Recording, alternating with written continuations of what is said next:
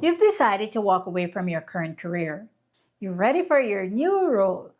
But now you're staring at a sea of possibilities, feeling completely lost. So, what's the next step? In my last video, we talked about the first move in your career transition, getting crystal clear on exactly why you're leaving. That step is crucial because without it, you'll likely start having quite a few regrets. You might find yourself in another career that drains you just as much or maybe even more than the one you left behind. So, what's the next step? This is where things start to feel overwhelming. There's so many directions to take. You might be asking yourself, should I go into research? Should I pivot into tech or consulting? Should I explore entrepreneurship? Should I go back to school? There's so many paths, and here's the truth.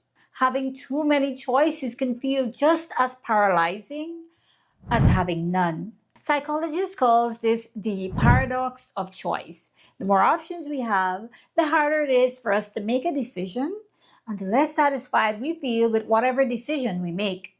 So, how do you move forward? Well, you need clarity on where you're going, not just what you're running away from, but what you're running toward. Dr. Amy Wurtzniewski, a professor at Yale, describes three orientations people have towards work: a job, something you do for financial security; a career, a progressive path where success and status matter; and three, a calling, work that aligns with your passion and purpose. Which of these do you want your next career to be? And there's no wrong answer.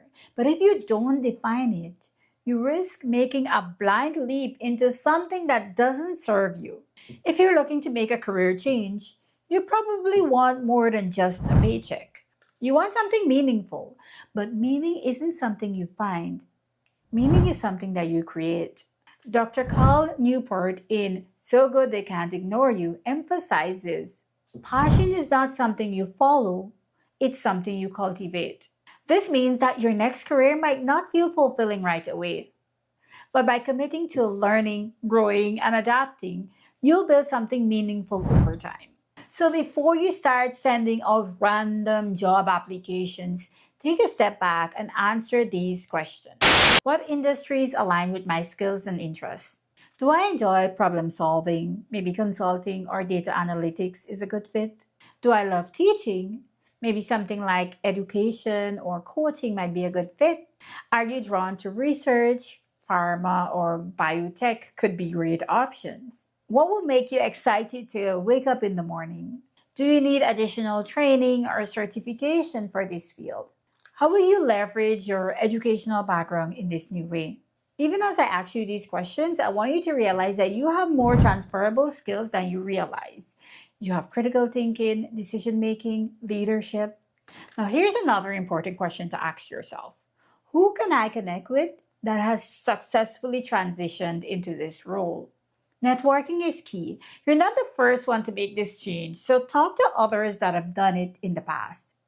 LinkedIn, professional groups, and memberships can open doors you never even knew existed. Let's be real. This journey isn't easy, but here's what you need to remember. You're not starting from zero. You already have skills, knowledge, and expertise. You have the intelligence, the resilience, the work ethic to make this work. You're allowed to evolve. You're not trapped in one identity forever. But I want you to realize that the steps you're taking right now shouldn't just be about the job title. It should be about the life you're building and the future that you're trying to create. So the real question isn't what's my next move? The real question is, who am I becoming?